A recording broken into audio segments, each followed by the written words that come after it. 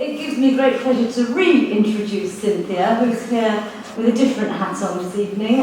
Like a lot of translators, she has several hats, and this evening she's going to be talking about film subtitling. Cynthia's a very distinguished film subtitler. She's done over 300 films, and most of the big names of French cinema have been subtitled by Cynthia: Tavernier, Chabrol, Godard, and many others. So she's going to be talking about the art of subtitling. There'll be plenty of time for questions. We'll have a roving mic, so if you ask a question, please wait for the microphone. Thank you. So here I am again, in a totally different capacity. Is the mic coming through on this side? Yes. Is that right? Thanks for having me back. I know you've been working extremely hard this week, and it's not over yet, so I'll try to keep you awake by talking about this extremely different type of translation, which is subtitling.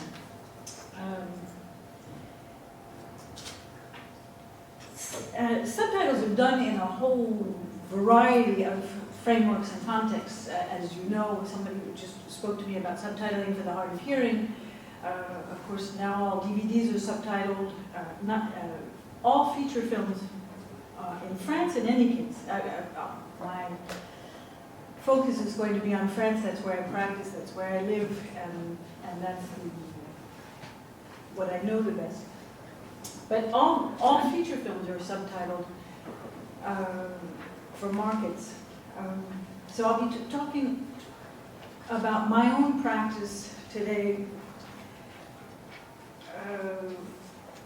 mostly about fiction, but of course documentaries are subtitled, in-house industrial films are subtitled, all sorts of television programs are subtitled by the minute. But today I'll be talking about feature films mainly. I'm afraid, since I will be talking about 35mm film, I won't be able to tell you very much about subtitling software, because there is software available on the market for home office type use, and also put out by various video companies. When working with 35mm, we're lucky enough that the labs, and there are two big labs in Paris. There's Teach by Film, which founded pretty much the practice of subtitling in 1934 or 36 or something like that, and LVT in Paris. They have their own software, and I'm lucky enough to be able to concentrate solely on the problem of translation, which, as you are fully aware, that in itself is enough work as it is. But at the end of the talk, and if I forget for any reason, because I'm not very familiar with moving around the PC, I have called up a website of an association, a young association in France, called the Association des Traducteurs d'Audiovisuel, traducteurs et adaptateurs, that's a key word here, audiovisuel, and they're extremely active in defending the profession, and it'll be a good place for anybody to start. To look at really the big picture of the profession. And they also, I think they have their website in English, but in any case, they go to all kinds of European audiovisual conferences. They're very, very active. They're a great bunch of people, and they do a lot of the translators are French, and from other languages, and audiovisual and whatnot. So that's for a sort of introduction.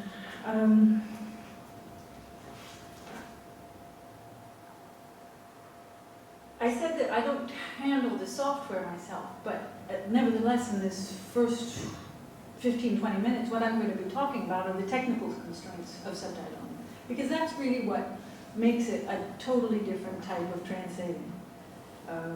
Are the technical constraints. And even if I don't have to enter them into the software, I have to be fully aware of them. I work with them all the time. They plague me, they give me nightmares. I just watched, I had a screening the other night for the next film I'm to translate, and once again I came out of the screening room with the producers and I said, you've made this into a subtitler's nightmare. Can you talk any faster? Can't you ask the actors to slow down a little bit? Do you ever think about the foreign market? It can, and the puns and the Frenchy French sort of context and whatnot, but I'll show you what I mean in a little while. But I'll start by talking about what I consider the paradoxes of subtitling, because well, a lot of people hate subtitles, especially a certain sociological category of people who are not readers. They say, well, they'd much rather go and watch a dubbed film. They say it's a betrayal. For me, dubbing is really the betrayal because you lose the actor's part of his body, which is his voice. They're really an intrusion because the image was conceived and designed as an aesthetic sort of thing. I think of Jean-Luc Godard particularly, or other artsy directors.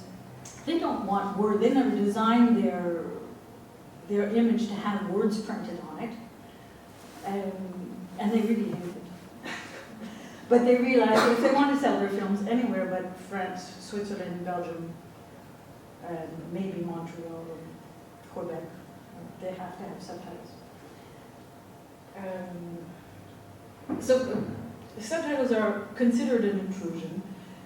I would say they're even a necessary evil because it's true that you have to be reading something.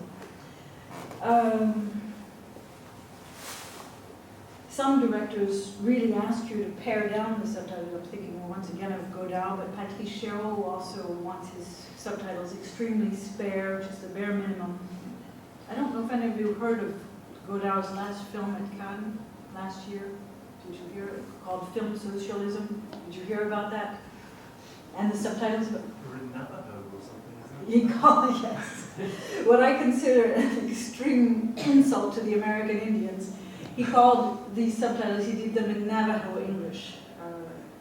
They were based on my translation of the dialogue list, which he asked us, my partner and I worked together, not to do subtitles this time, but to translate the dialogue list. And he took the dialogue list and turned it into his own subtitles, which I happened to see at the lab because I was there for something else on Monday. And I'll give you just the first example. The first line of the film is, "L'eau est un bien public." Easy enough to translate. Water is a public good. So that's the first line in the dialogue list, and go down, put the subtitle, water, public good. And the rest was like that. Well, I decided I'm not going to work on his next film, even when he asked me. I don't want to do that again. Anyway, so that's one of the paradoxes. Another paradox, or what I see as a paradox, is that you're in the presence of two forms of verbal communication, spoken communication and written communication at the same time. And you happen to be working in two different languages. As a translator, one of the implications for us is that means that people are also looking at your work and thinking, well, wait a minute, he didn't say exactly that. It means that if you're making adaptation choices, you better be able to stand by them. And sometimes you'll see why, I think, why we move away from the text perhaps more than in other types of translating sometimes, because we just have no choice but to really adapt. And yet the French is behind it, or whatever other language, the French is behind it, and we're thinking, well, that was strange. And I'll try to give you an indication of why some choices are made and how they're made. Now, as I said, it's a specific form of translation, but it's already a specific form of written conversation. If you compare it to dialogue in novels or a written interview in the press with somebody, for example, if you read a list of subtitles, it doesn't read like dialogue. It doesn't read. You don't know what's going on. You don't know what the actors You really don't quite see the situation. Whereas in a novel, well, you have all the extraneous information that you get in conversation, the body language, the tone of voice, the attitudes, the facial expressions, and whatnot. In subtitles, of course, you have none of that, but you have the image.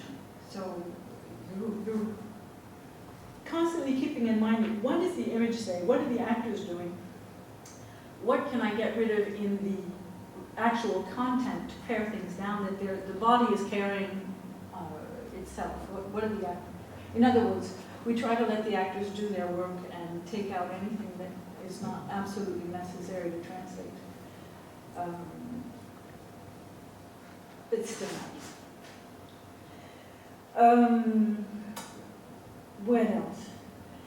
Another paradox is that we don't know who we're talking to. When you're translating we talked about conference papers yesterday, or you've been working on novels, and the context is sort of, it's all there provided for you. When you're doing subtitles, you don't know who the audience is, really. You don't know who you're speaking to. We have always the problem of American or British English.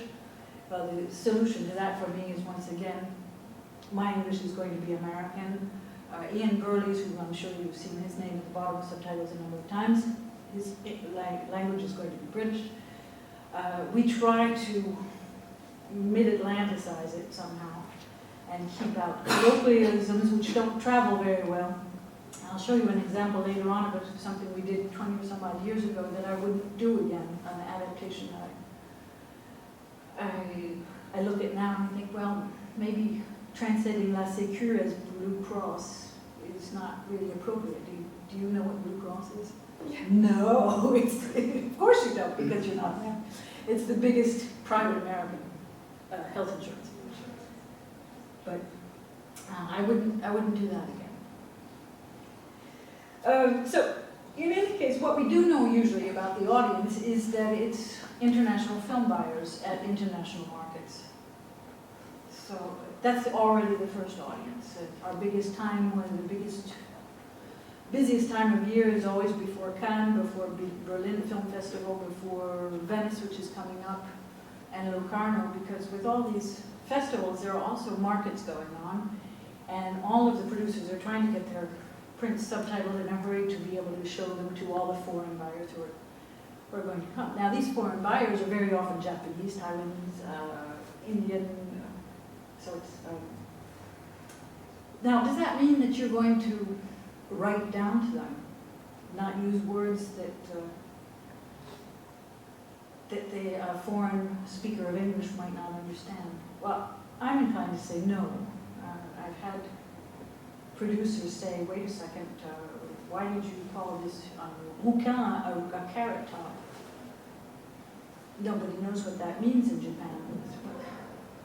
Never mind, poil de carotte, it's a funny word for a redhead, so I'll stand by my carrot top. Because that's what the style of the film demanded, in my opinion.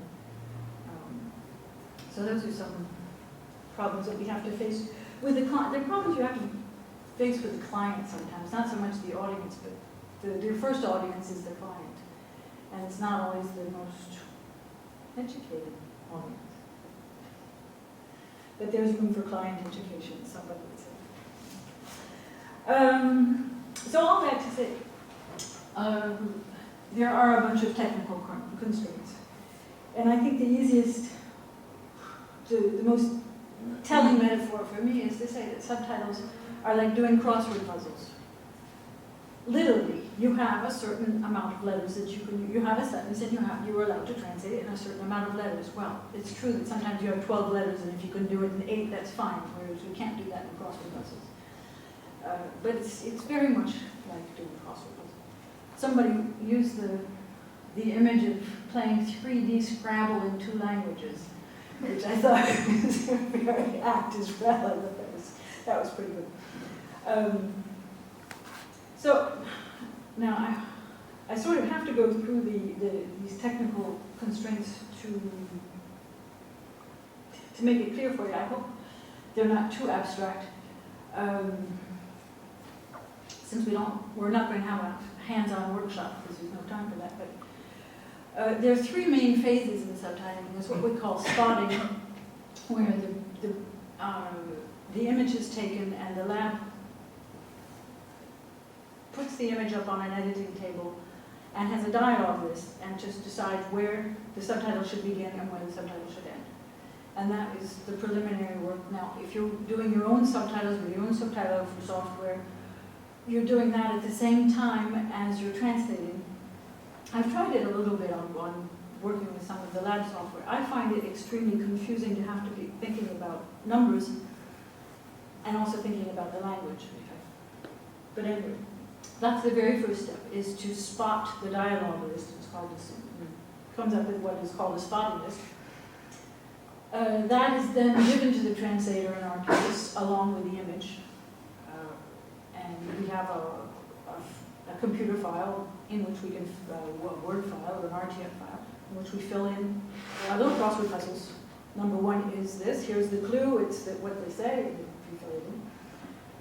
And we turn that whole thing back over to the lab in the space of 3 days or 3 weeks, yeah!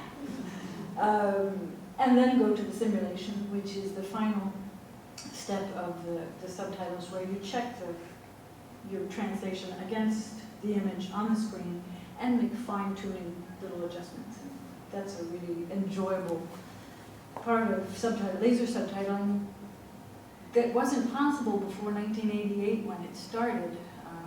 Once upon a time, we used to have to type out subtitles on a piece of paper, send it off to the lab, they would be retyped on their special machines and come back to us for proofreading, and it was always required. 2 or 3 times we'd have to go through the proofs sometimes because the typists would not be native speakers.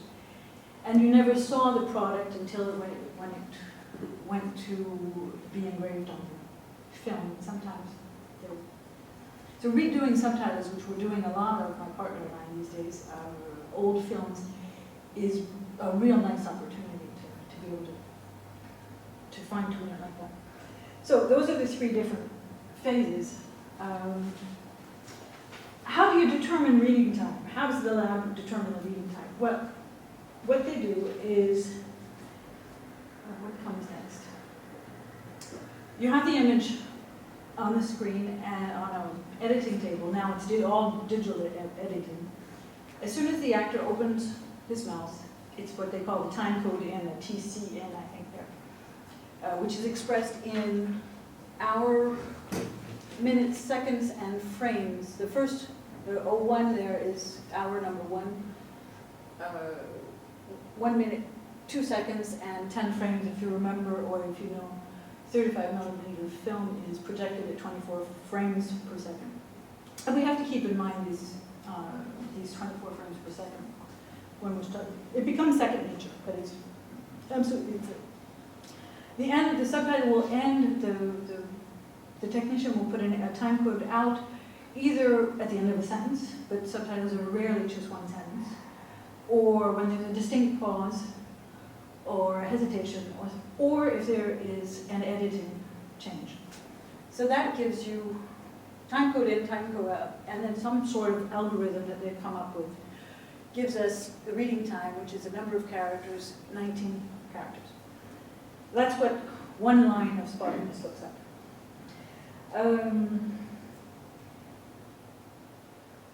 Of course, they used to say that subtitles should be read at 12.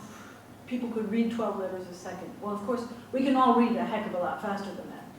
But you need time to, and this is counting spaces and punctuation, and now the algorithm comes down to about 1.6 letters per frame. But you need time to sweep the image. You need time to see what's going on, which is why this is, and believe me, when you have the maximum, when you fill up the maximum amount of letters that you have, and you look at the simulation and say, no, you just can't get any more in there, even yourself, even when you know the dialogue. So there's a real reason for it.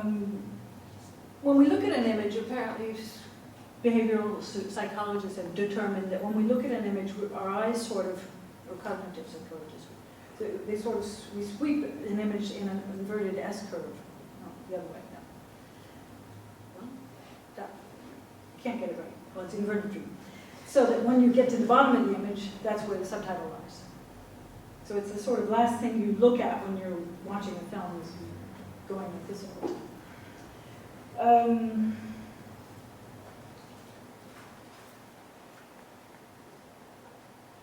Yes, this is an essential constraint for us that drives us crazy all the time. But, you can have no more than 4 frames between 2 subtitles. Otherwise, they seem to run together, the subtitles. So here, I've showed an example of two different subtitles where there's exactly 4 frames between. You see the frame 2301, and the next one comes in right after that. That's a rule that the labs will never let you get, or you can never cheat on that. I'll talk to you about cheating in a little while, but that's one thing you can't cheat on. Now, another pretty much aesthetic rule is that you never want to have a subtitle carry over an editing cut. Well, never say never. Sometimes it has to be done. There's just, and I'll show you some excerpts of films. Wave your hands if I'm going too fast or too slow, but I really do want to show you 2 excerpts, and that'll take a little bit of time. But where there are cuts constantly, and so we sort of had to go over the cut a little bit. And it's, in an action film, it can be a problem because you have a speaker speaking, his sentence goes on, but the camera has switched to the other person, so you really try to avoid it. I have an example of a Cheryl film where we decided to go over the cut because the sentence that fit, in French it was, there's a girl drinking water from under a faucet and the guy says to her, "Tu es la seule personne que je connaisse qui fait ça." All right. What the solution we had come up with was only you do that. Well, that fits, but it just doesn't do it. Only you compared to what? So we decided to go over the cut, and you're the only girl I know who does that, which is a much more natural sentence. We do strive for natural sentences in subtitles. It's not always extremely natural, I have to say. In this case, we really went way over the cut, but there was not another sentence coming, there was not another speech coming afterwards. It was simply that the camera went from him to her, or her to him, I don't remember which. But the sentence, the same speaker went on, so that was all right.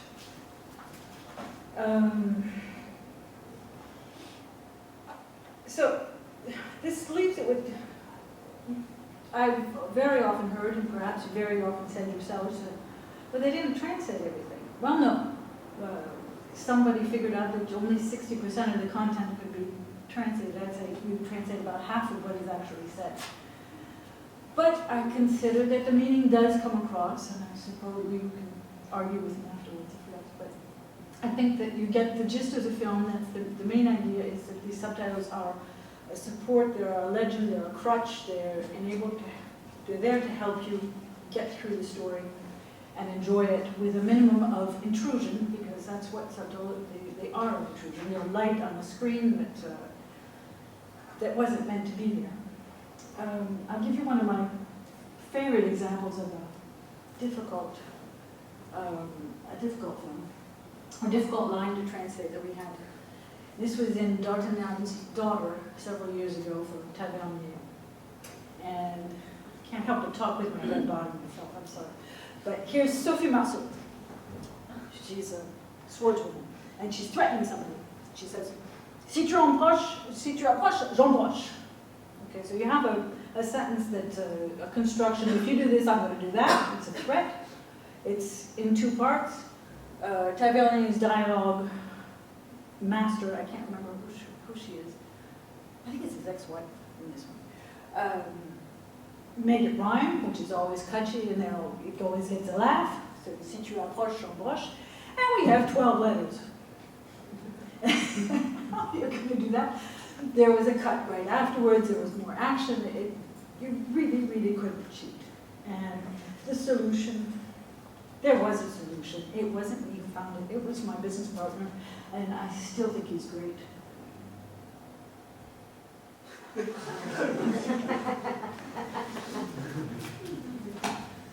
I think that worked very nicely. We got the rhyme, we got this, we sort of had to drop the if you do this, I'll do that, but 1, 2, and ice cube. It works. It may limp a little bit, but it works.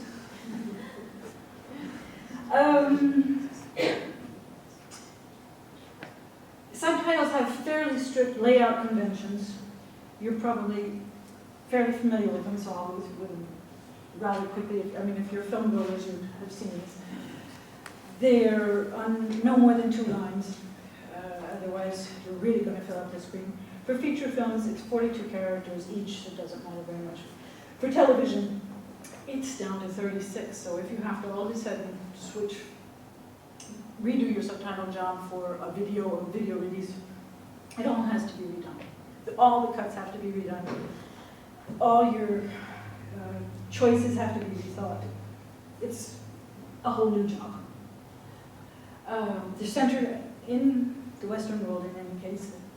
Subtitles are almost always centered on the screen, except sometimes when you have something else going on. Sometimes you have a credit sequence rolling on one side and you have to put things off to the side. There's a trick in cutting lines that you put when you put a subtitle on 2 lines. There's a number of rules to look out for. Mostly you follow good English syntax. Some say that it's better to have the longer line on the bottom and the shorter line on the top, but that, in these examples that I'm going to show you, it doesn't always quite work because, well, in the bad cuts are on the left and the good cuts are on the right, but in the second one, well, you have the longer part on the bottom, but it's a terrible way to split the line. I should have gone on being scared of you. Well, it's much better, much easier to read. I should have gone on being scared of you. I don't know why, I haven't written this in my notes at all, but all of a sudden I remember thinking, one thing we also try to avoid is a lot of little words, because that can be confusing to read. On, in, and if you have sentences made of lots of short words, it can be confusing, so we try to use longer words when possible. Now, when we have to use yesterday and tomorrow, that is another subtitler's nightmare, because yesterday and tomorrow are very long words in English, even though everybody says English is such a concise language and you can have much shorter text. Well, it's generally true, but not with yesterday and tomorrow. In French, tomorrow is demain, and yesterday is hier. Let's go very quickly. Well, as I said earlier, the spotter is going to generally try to make each subtitle at least a phrase, if not a clear statement, at least a logical part of the sentence. We use standard punctuation, but we do try to avoid using exclamation points because they can really overdo it on the screen. There are things that carry more weight in writing than they do in speaking. If they're having a shouting match, well, you don't really need to put all of the exclamation points in. You can finish the shouting match with one, and so there, that's enough. They also light up the screen.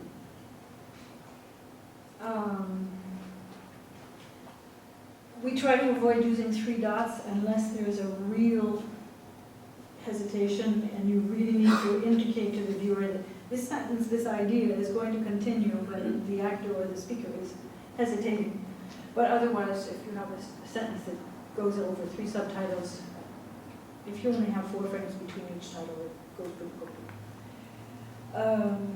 There's also a convention that songs and poems and anything spoken off screen, anything on the radio or the television is always put in italics.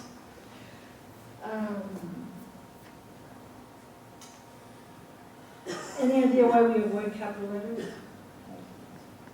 Might seem strange, might seem handy for emphasis. There too, capital letters take up twice as much space as small letters, and they light up the screen, once again. All the subtitles are usually in white, and it lights up the image, and it makes quite a difference. It really looks ugly.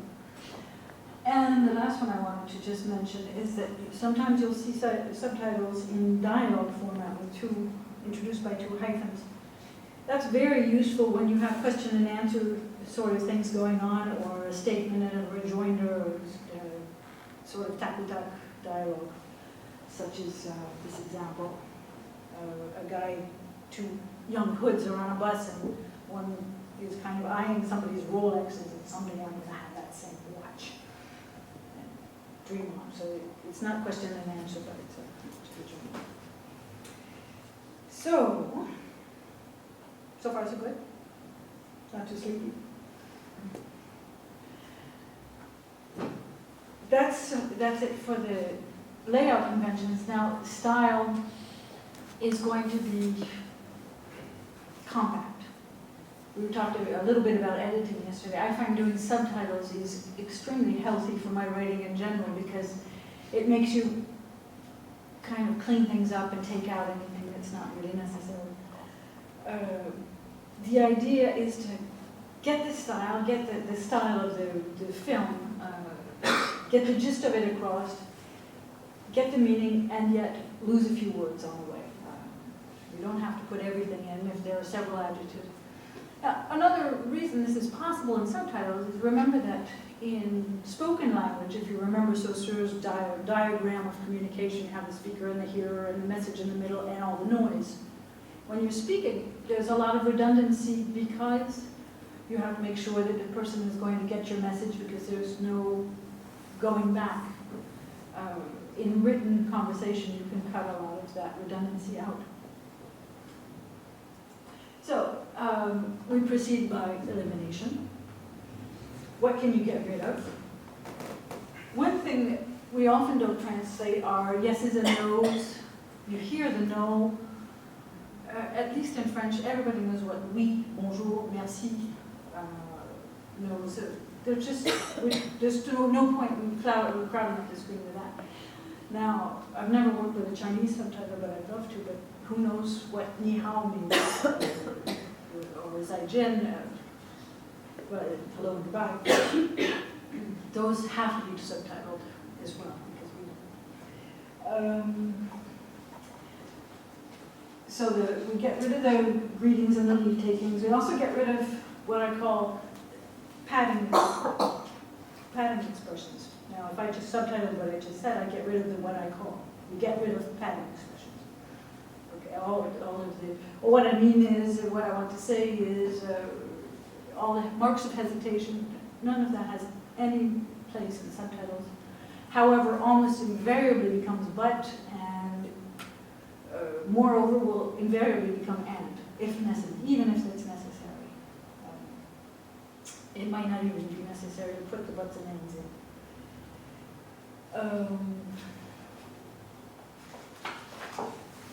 And one day when I was doing research about subtitles, I came across a list by a Greek fellow that he called Syntactical Tricks of the Trade, and I thought it was so good that I copied it out for you. And they're little tricks that we naturally use. They're good style rules anyway, especially that one. And especially, well, I'm sorry to only talk about French, but it's the only language I really speak with any deal of competence. And in French, they use passive constructions all the time. I suppose it's true in the other Romance languages. You really want, it's much more powerful in English to use the active constructions. Positive for negative, of course. If you turn it around into a positive expression, you save an awful lot of words. You very often want to go for the verb, or you go for the right adjective that will say the whole thing. Time phrases rather than subordinate clauses. I'll study after the movie is the example he gave. But you can see how much shorter these things are. Modifier nouns. straightforward question sentences. This made me think of something. We almost invariably, in dialogue, at least in informal films, not necessarily historical Taiwanese films, but we get rid of the auxiliaries. You coming, you want. And one of my mentors in the field years ago recommended to me, he said, start reading detective stories, good ones like Elmore Leonard or Ian Rankin or something like that, and read their dialogue. It's absolutely great for doing subtitles or reading this. Who else was there? Oh, I'm sure you can find lots of people. But really good detective stories often have very nice, crisp dialogue, and it's a good way to train yourself to. And once again, straightforward imperatives. Now, it's true that you're going to lose a little subtlety sometimes, and people might object, well, you're losing shades of meaning. Well, there's no room for shades of meaning in subtitles. There's really not a whole lot of room for subtlety.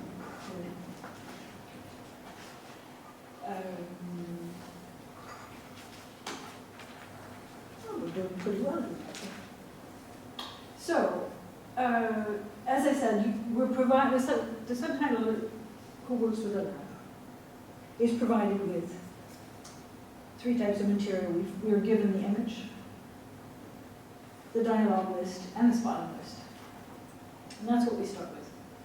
Now, what I'd like to do now, I'm going to switch over to sort of some examples, a sort of catalog of problems that we run into, the types of problems, with 2 film excerpts if you can manage to get through them.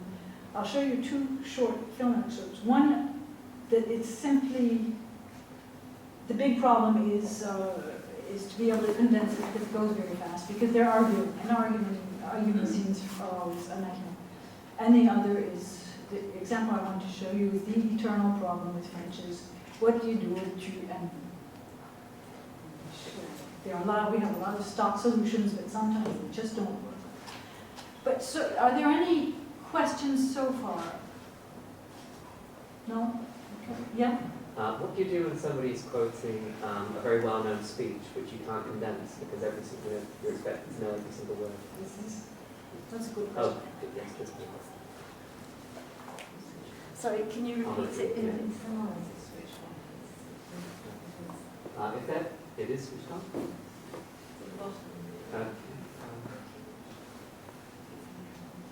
Perfect, okay.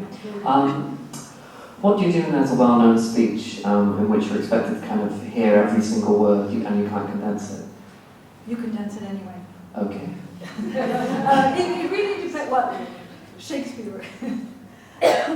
You usually have to condense it anyway.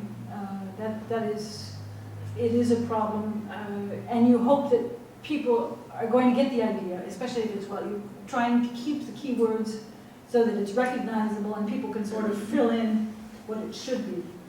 Because you certainly don't want to fill up the screen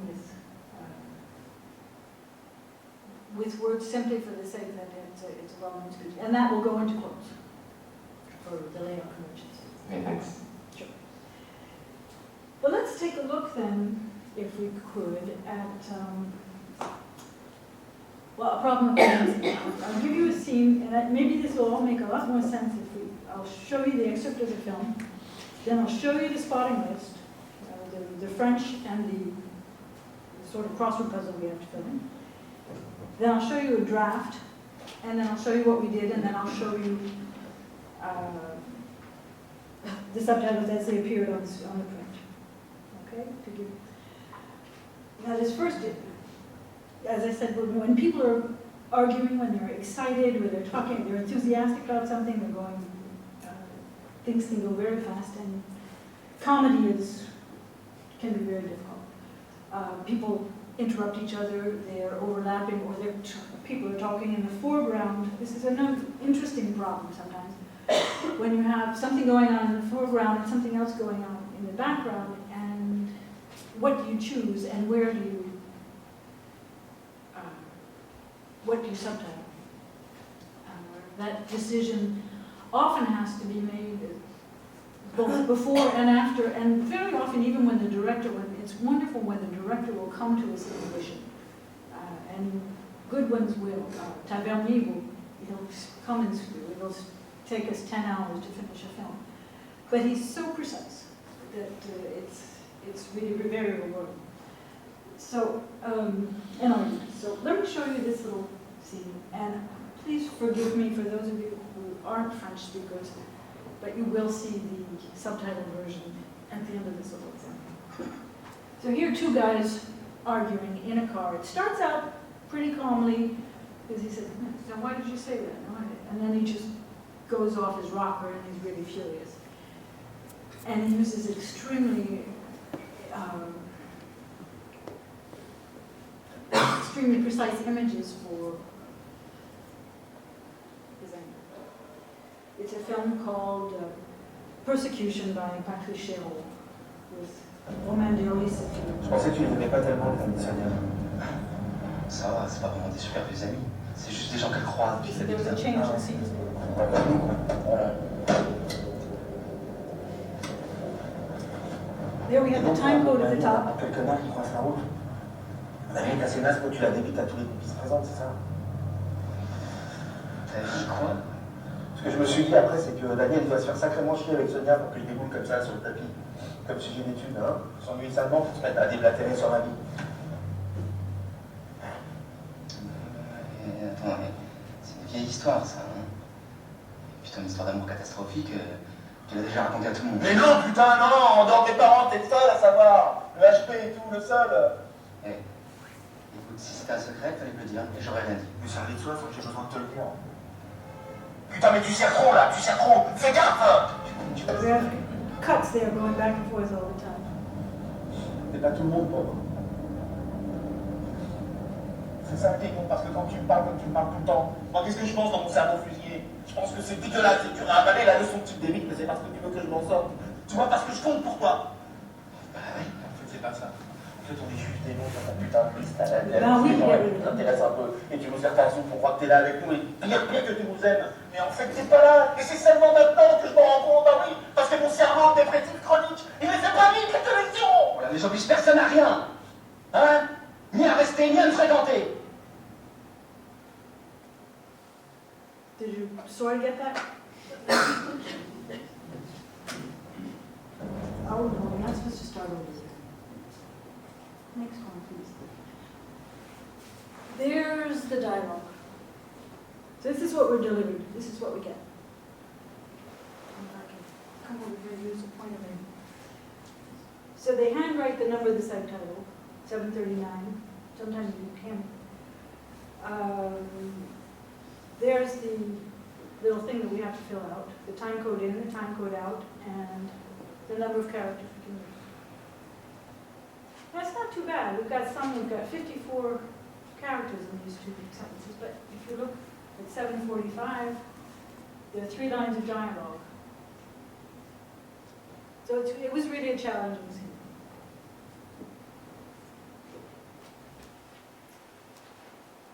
Okay, so now I'll show you, it's a rather long one I chose, but there you can see a draft of what we did. You can see how long the lines are. They're far too long. This one is far too long. I'll give you a chance to read through it for those of you who don't speak French, so you can see what was going on in the scene. This is really just something that we do very often, is just get it out into English, get the French out of the way, put it aside, no matter how good or bad the translation may be, just get it out. But that has to be, it's really a literal translation, but it has to be cut way down. Cynthia, can I ask you a question? Yeah. About this counting the characters? Do you have some special software, or do you literally have to sit there, you type out a translation, This is a question that came up on our forum of a bunch of subtitlers. I'm still using on a Macintosh Word 2000, and I won't change it for anything, because when you put when you put the pointer at the end of the line, it tells you how many characters you have. All the new versions of Word tell you how many words you have. Well, I don't care how many words I have, so I'm obstinate in using an extremely old version of it. And the question came up with somebody saying, I just got a new Macintosh, I just got a new PC, I got the new version of Word. Otherwise, that's what we have to do, or select the entire sentence. And what I've done is made a keyboard shortcut to go directly to words to, what's it called? Word count. So I do a thing with 3 different keys, including the W, so that I have the word count. When I'm working with my partner who has his new software and he doesn't know how to do it otherwise. But at home, I just put the cursor at the end of the line. I don't cut the line until I'm really happy with it. And I put the cursor at the end of the line, and I know exactly how many characters, including spaces, that I have. Of course, subtitling software does tell you right away how many characters you have, and it even is in colors. It's green, orange, and then red if you're... But I find that intimidating, in fact, to work with. For example, if I was writing this line on subtitling, whoops, that's not what I was going to do. So I was writing this line on subtitling software, it would be going beep, beep, beep, and red, red, red, and I said, well, leave me alone, I just have to get it out for the moment. So there's the draft. I think that what I put up here was an accurate, fairly decent translation of what was actually said, but far too long. So then, this is what we turned into the lab. In fact, no, this is even post-simulation. These are the final subtitles that we did after the simulation. This is what are going to be on the screen. It's a big difference. Why don't we take, let's see. I know that 266 was way too long. Now the numbers may be a little bit different because things get renumbered after a simulation, but let's go back. Let's look at this one about your spiel or whatever. We think you care, or worse, you love us.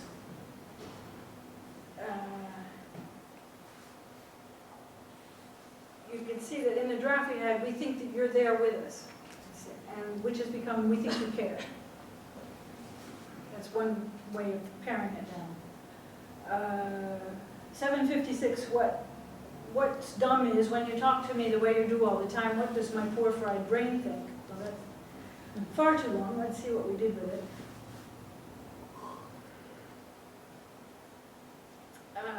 We went a little more direct and said, when you chew me out, my poor fried brain, it's not what does my poor fried brain think, which is what he said in French, but my poor fried brain thinks, colon. Colons can be very handy sometimes.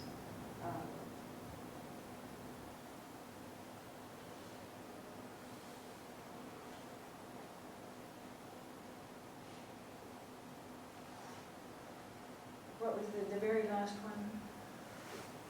Because my chronically depressed brain is slow at making the connections. I had to cut that down a little bit. Connections was a terrible word, so what do? We did slow on the uptake. That was the solution. And now I'll show you what it looks like subtitled.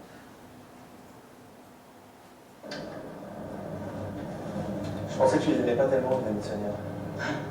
Ça va, c'est pas vraiment des super plus amis. C'est juste des gens qu'elle croise depuis qu'elle habite là. Ah ouais. C'est pas tabou, quoi. Voilà.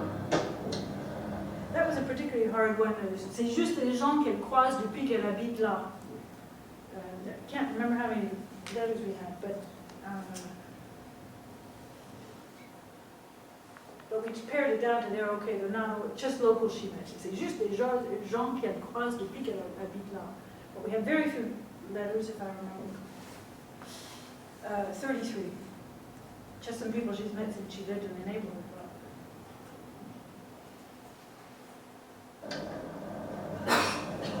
Je pensais que tu les aimais pas tellement, Mélanie Sonia. Ça va, c'est pas vraiment des super plus amis. C'est juste des gens qu'elle croise depuis qu'elle habite là. Ah ouais. C'est pas tabou, quoi. Voilà. Et donc tu racontes ma vie à n'importe quel connard qui croise ta route. La vie est assez naze, faut que tu la débites à tous les coups qui se présentent, c'est ça? Ta vie, quoi? Ce que je me suis dit après, c'est que Daniel doit se faire sacrément chier avec Sonia pour qu'elle déboule comme ça sur le tapis. Comme sujet d'étude, hein. Pour s'ennuyer salement, pour se mettre à déblatérer sur la vie. Mais attends, mais c'est une vieille histoire, ça. Hein. Putain, une That histoire d'amour first catastrophique. exclamation point, now that J'ai I déjà see it, raconté à is tout le monde. Mais non, putain, non, en dehors des parents, t'es le seul à savoir. Le HP et tout, le seul. Eh, écoute, si c'était un secret, il fallait me le dire, et j'aurais rien dit. Mais faire les toi, faut que j'ai besoin de te le dire. Putain, mais tu sais trop là, tu sais trop. Fais gaffe. Toi, tu vas rester derrière. C'est pas tout le monde pour moi. C'est ça qui est con, parce que quand tu parles comme tu parles tout le temps, moi qu'est-ce que je pense dans mon cerveau fusillé? Je pense que c'est dégueulasse, c'est dur à avaler la leçon que tu me débites, mais c'est parce que tu veux que je m'en sorte. Tu vois, parce que je compte pour toi. Non, en fait, c'est pas ça. En fait, on est juste des noms sur ta putain de liste, la liste des gens qui t'intéressent un peu. Et tu nous sers ta soupe pour croire que t'es là avec nous, et pire que tu nous aimes. Mais en fait, t'es pas là. Et c'est seulement maintenant que je m'en rends compte, bah oui, parce que mon cerveau dépressif chronique, il ne fait pas vite les télévisions. Voilà, mais j'oblige personne à rien. So, you think it works?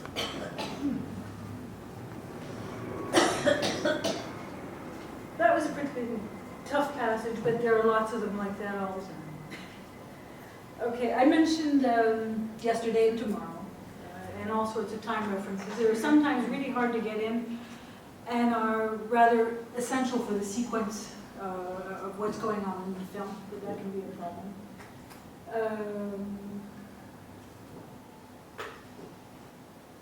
Geographical and cultural references. This is sort of pretty much covers everything, especially in what they call the film franco-français, or what I now call Frenchy French films. What do you do? What do you do if they're talking about l'Élysée in France? Does everybody know what l'Élysée is? Of course now. And the regular audience doesn't know that we're referring to the presidential palace. Well, you're going to call it the White House or 10 Downing Street, or certainly not. That's not going to give the film any flavor at all. That was my Blue Cross example as well. I think the best solution is try to neutralize it if at all possible, unless the whole story is built around the Élysée Palace, for example. I'll give you some examples. Sometimes you can just omit the references.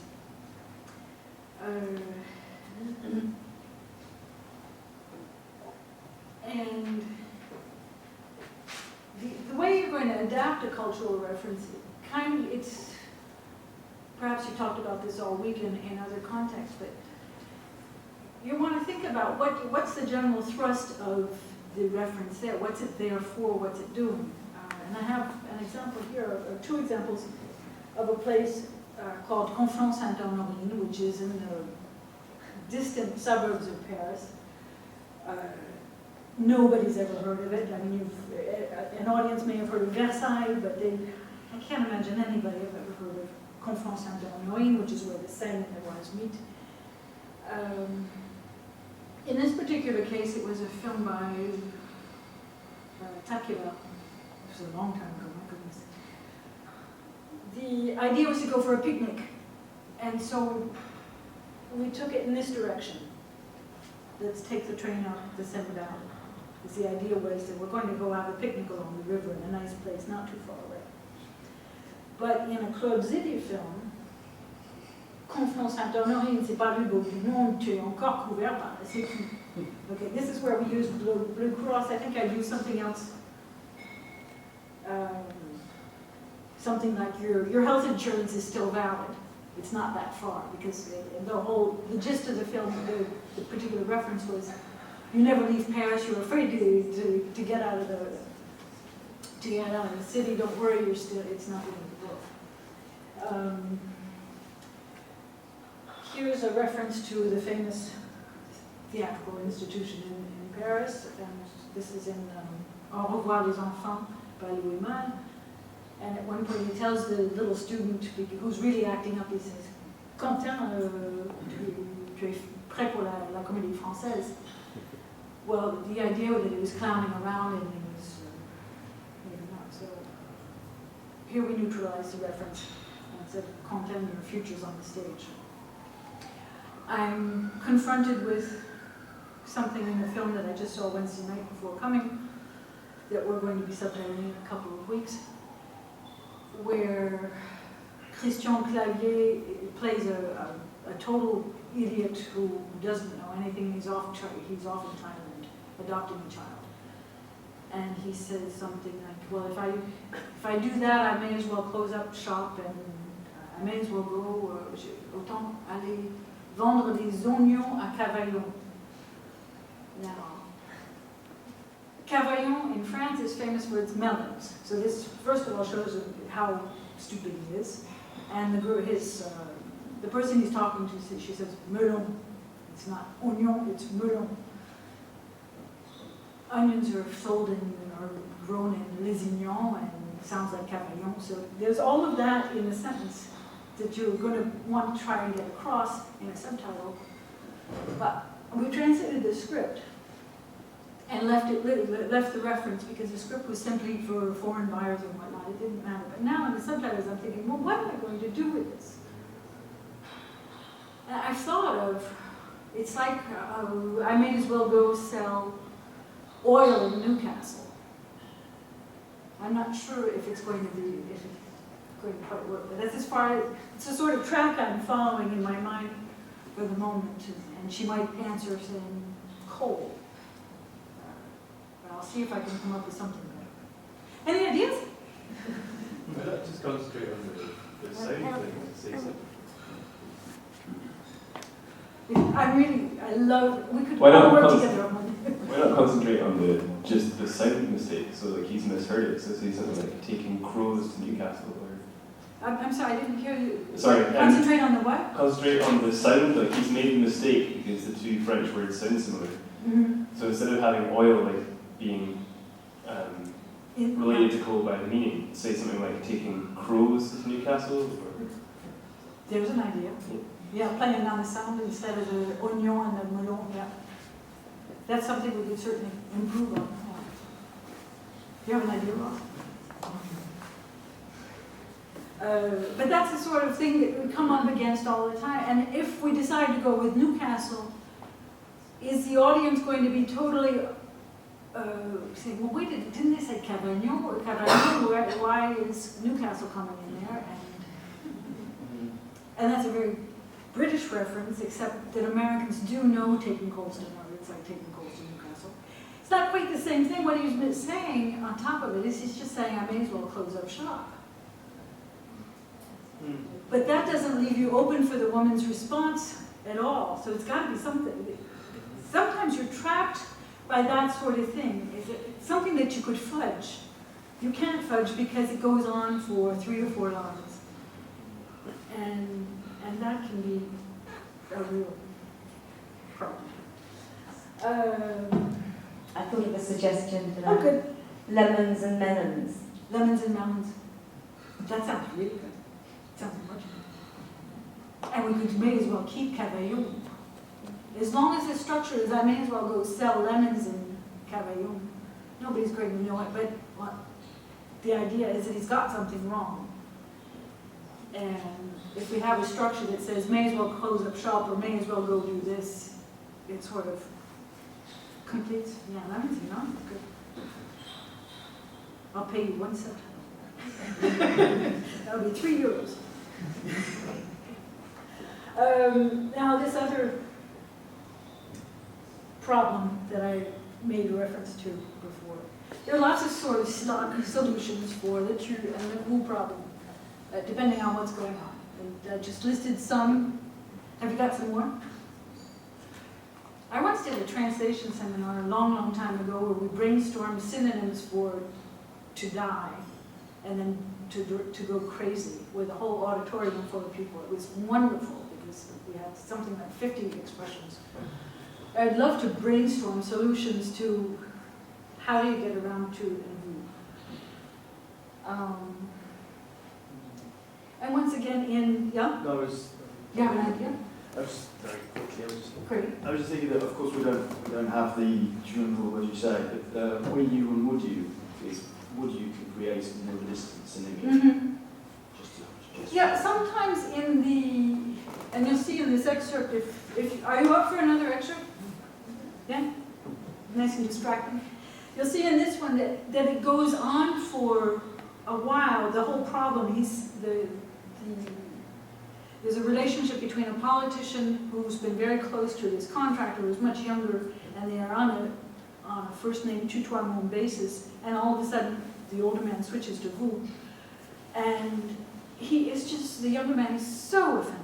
He's just, and one of the things we tried to introduce in the subtitles was a will and would on top of it. You can tell me at the end whether you think our solution worked. I looked at it again this morning, and there's some things you're just never really happy with. But, well, it's there. But that's true, that you can try and play on the formality of what the scene is. But here's the scene. This is once again Christian Clavier, the only time he's ever played a serious role. I think he's much better than it compared to the film I just saw the other day. Xavier, comment allez-vous? Hein? Comment allez-vous? Pardon? Non, mais je vous vois maintenant. Pardon? Je viens de me dire comment allez-vous? Oui, j'ai peut-être dit vous, j'ai pas entendu, je sais pas. Putain, sans déconner. Mais c'est quoi? Ça veut dire quoi ça? Non mais sans déconner. C'est dingue ça. C'est quoi ça? Excusez-nous, ça n'a rien à voir avec le vraiment.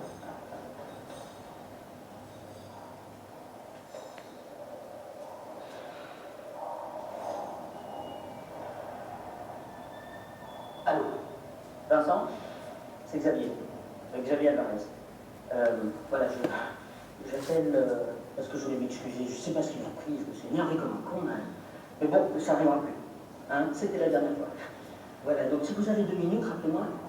Enfin, si t'as du temps, rappelle-moi. Allez.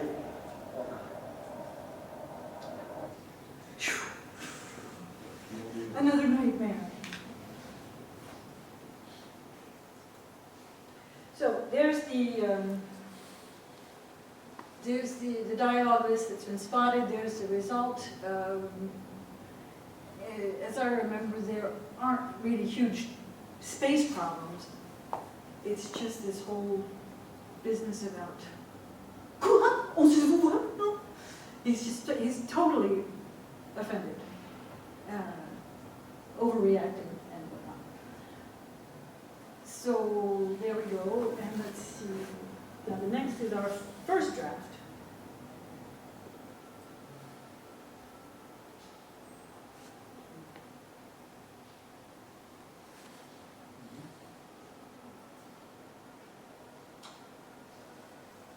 I had yet another idea this morning after all this. But what did we try to do here? We took it with a Mr. That's the way, instead of calling him. And when he calls him back, he said, c'est Xavier Alvarez. Of course, they're so close, they've been working together day in and day out. He had no reason to mention his last name. We might have been wise to keep Xavier in here, even though we hear it very well. But very often we also lose the first name, the names. Once they've been said in the film once, and we've established them, we usually leave them out. I don't know if we should have maybe left it in here. You'll tell me later when we watch the subtitled version of the whole thing.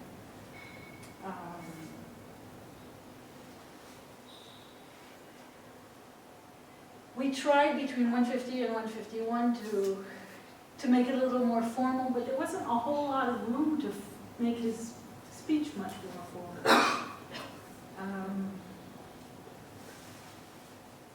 I still find it a little bit lame, and then there's our final, that was the simulated version. We all of a sudden left the idea of Mr. and went for Sir. And why so formal, suddenly? Is that what we had in the previous one? Yes, that didn't change much.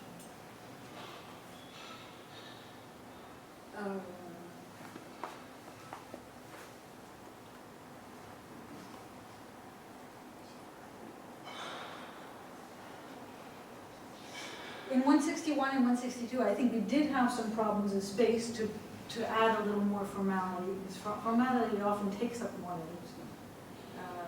33 and 35. Yeah, there's not a whole lot of room there. I think we didn't even have room to say if you have a moment. So that's what we do. Any other ideas? I love it. No, sorry. Pass it on. It's not really that big, it's a comment. No, it's just a comment, which is that sir is used by Americans much more. Sir and man is used. And I mean, one of the things I found most annoying when I'm on the phone about something and it turns out to be to India, they keep calling me man. Mm-hmm. And I get much less annoyed if they didn't call me man all the time. But you can't really explain that. But the thing I've noticed here that looks very good to me is it's me, which is in the last one. Because it's me is totally a sort of 2-to-1 now, isn't it? Yeah. Because you only do it with somebody who knows that it's me. Yeah. Yeah, that was one thing that I remain happy with the it's me. There was another question or comment or idea behind.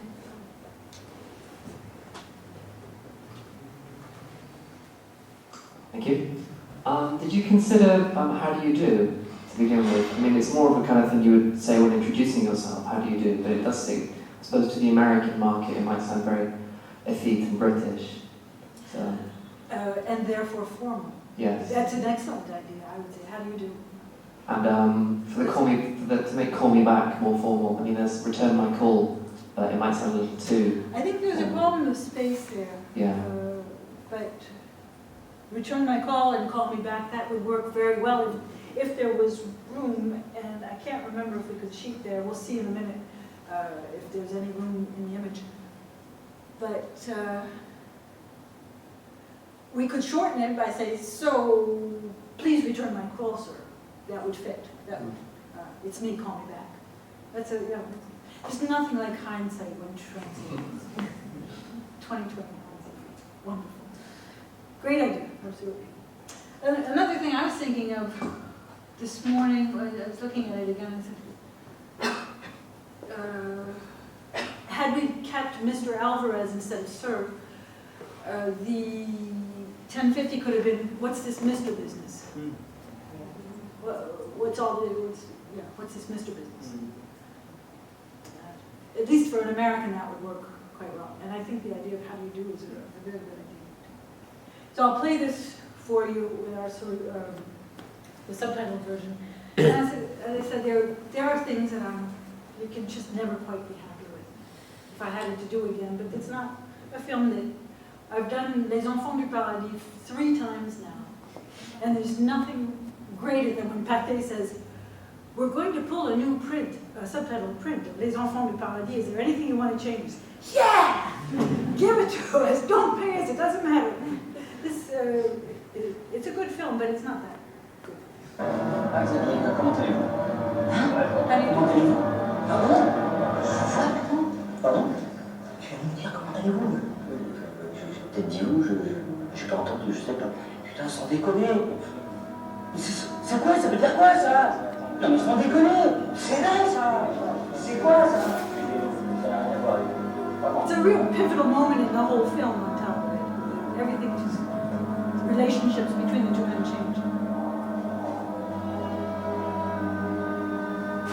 Allô? Vincent? C'est Xavier. Xavier à Paris. Voilà, j'appelle parce que je voulais m'excuser, je sais pas ce qu'il m'a pris, je me suis énervé comme un con, hein.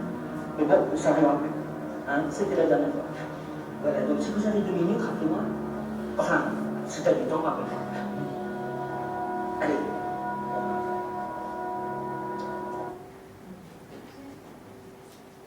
It's okay. Could be stronger, I think. He's the same guy. He was originally a little hood. He's the one who was looking at the Rolex in the bus. It's the same film I took examples from. So he's somebody who's pulled himself up by the bootstraps and self-made man. So he has trouble speaking at a more formal level himself. He's trying, but he can't quite do it. So that was it. That's one of our big headaches. Always is the Turin rule, because it's there, because anything usually in English sounds a little bit forced. Another problem that we come up against all the time is double meanings, which in any sort of translation you come up with the same problem. But in subtitles, because you have the French behind it or the original language behind it, you feel like all eyes are on you and it's got to be just right. In this same film, at one point, the politician was talking about introducing something in a niche in Parliament, which has a, I can't remember exactly what it means, but it's a sort of getting something into Parliament, not quite on the agenda or whatnot. And the young man who has no education, you know, what are we talking about dogs here? Because the niche, he thought he was talking about niche de chien.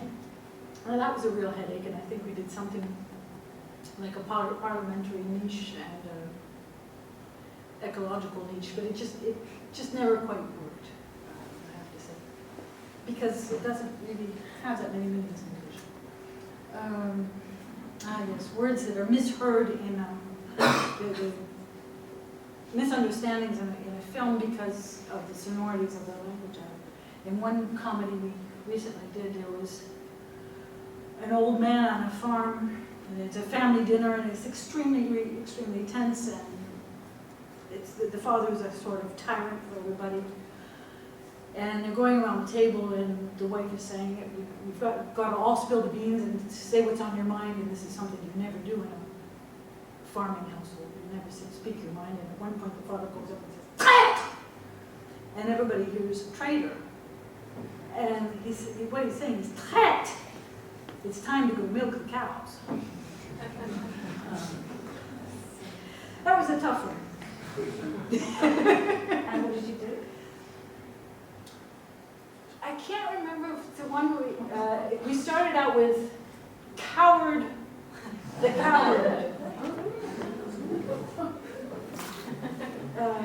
I can't remember if that was the final solution or if Lenny came up with something better. But that was pretty, yeah. Those are things that you lose a little sleep over, and then you think. But and the moment was extremely good. Let's see what else. Puns. Oh, the eternal translation problem, anyway. Another double meaning one in this new film that I just saw the other night is Christian Clavier saying, "Did you see that? Est-ce que tu as vu le décapotable sur le bateau?" And he's having his hair done.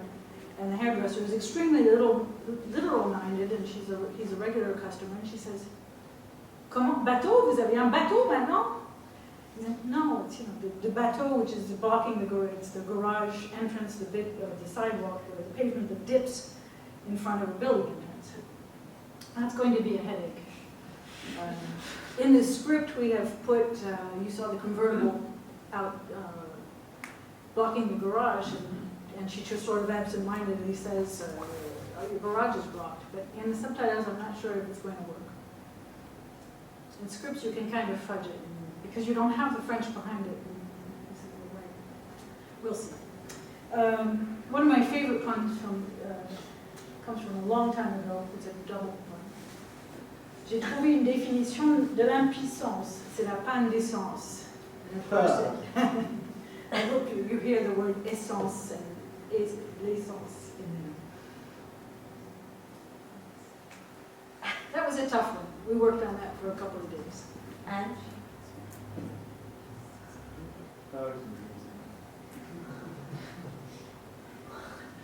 Impotence is a power cut, no more juice.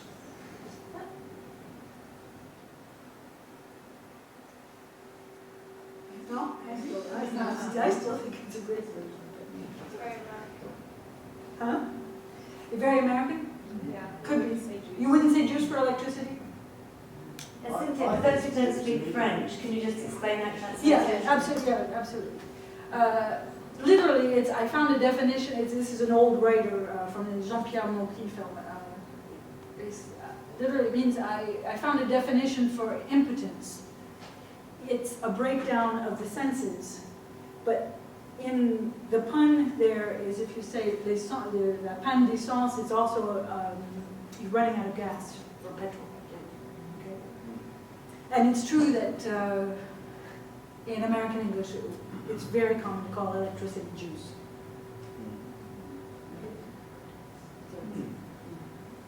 So we sort of switched it from the car metaphor to an electricity metaphor, but there's still the sexual metaphor behind it.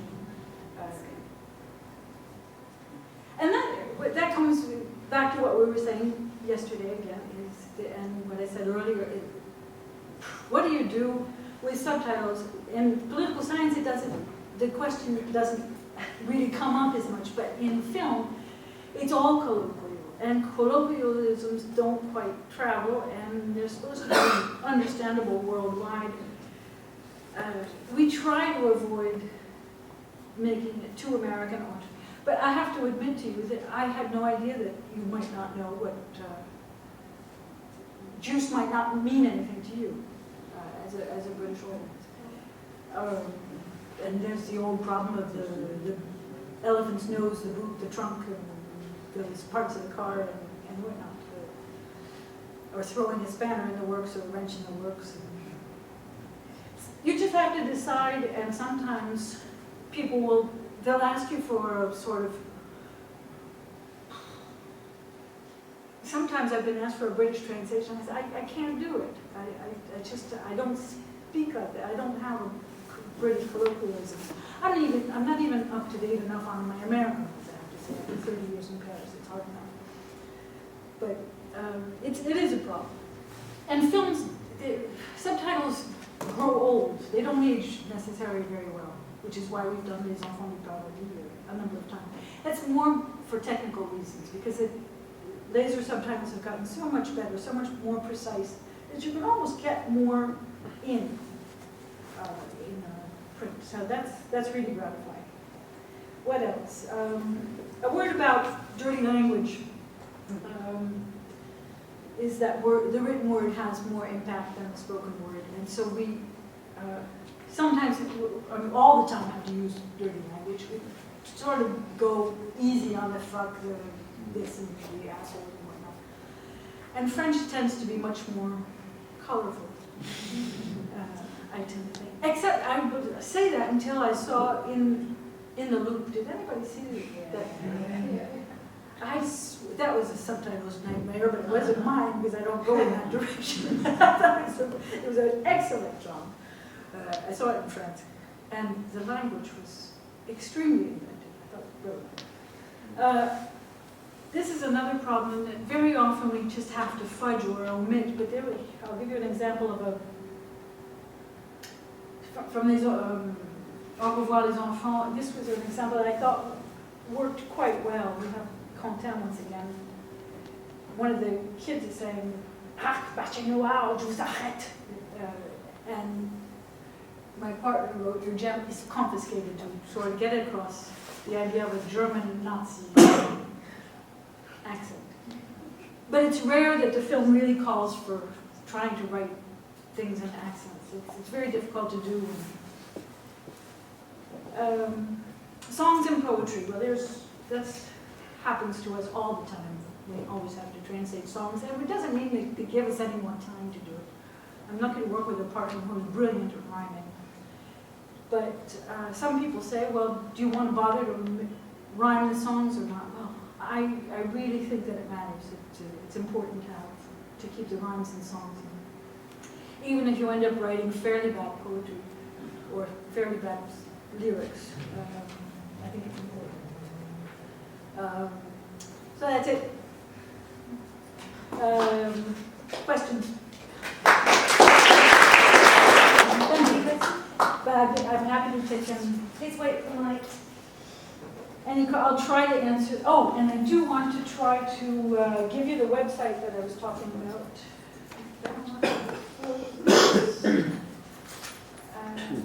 Yeah, I'm all ears.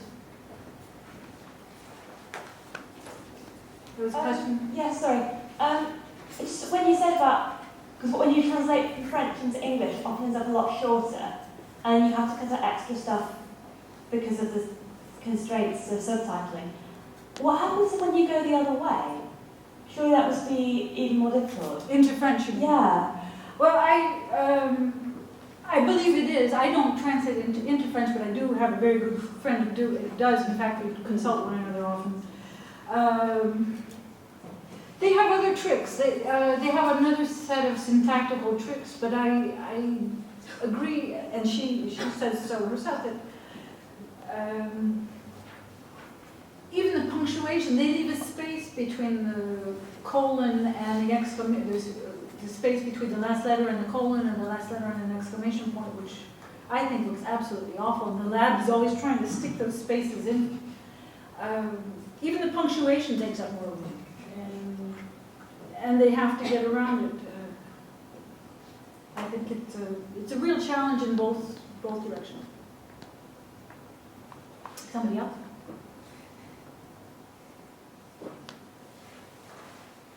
I was just wondering how you got into subtitling in the first place.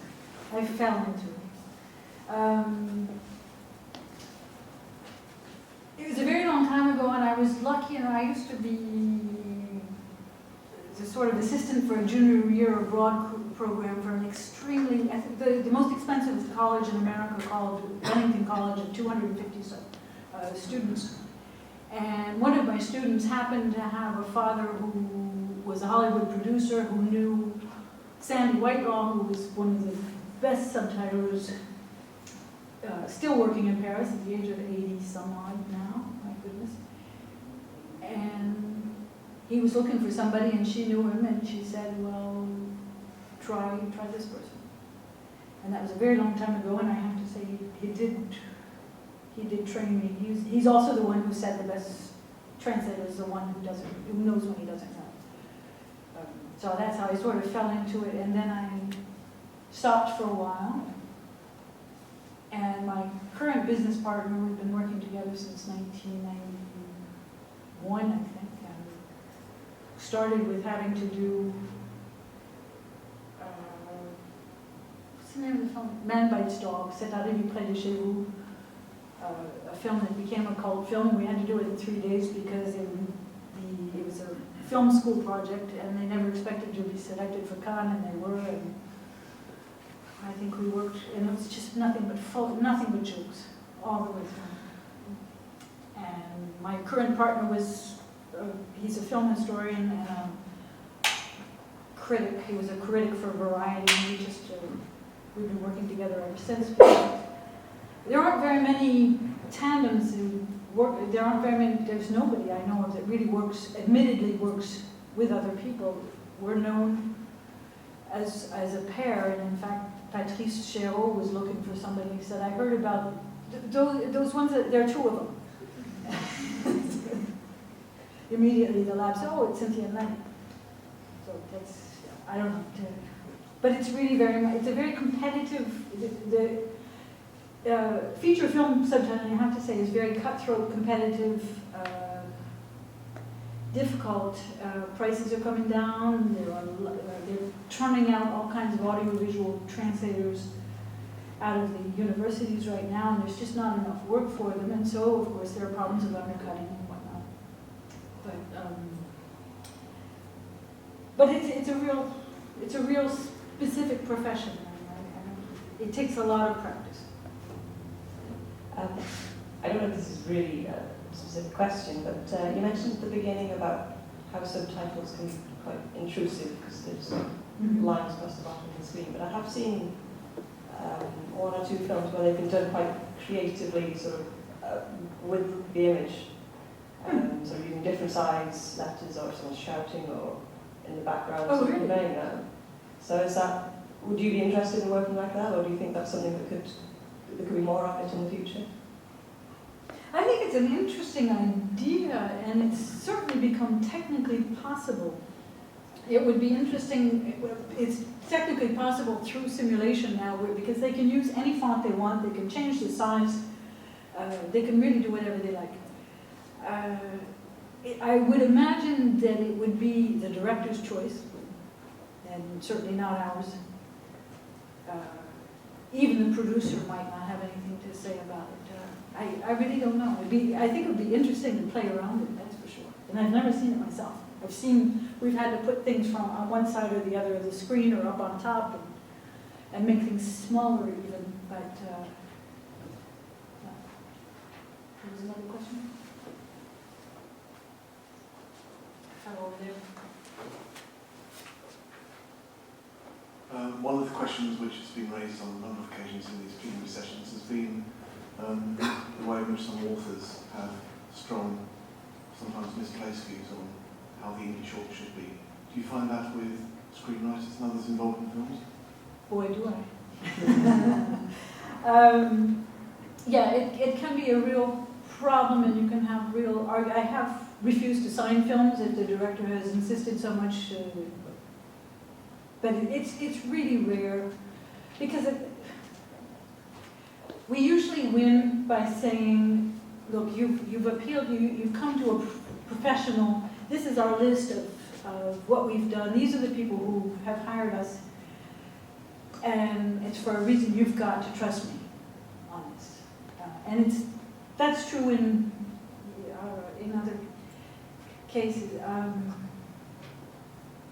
And we even have disagreements between my business partner and I, which we tend to say, oh, you got to give in. And I said, no, you don't have to give in, ever, if you're signing your name to something and you really don't believe it. Sometimes the director's suggestions are very worthwhile. But it can be a problem. Okay, well, it's time to stop now because I think we're going to have the results of the competition. So thank you very much, Cynthia. And Cynthia's going to come to dinner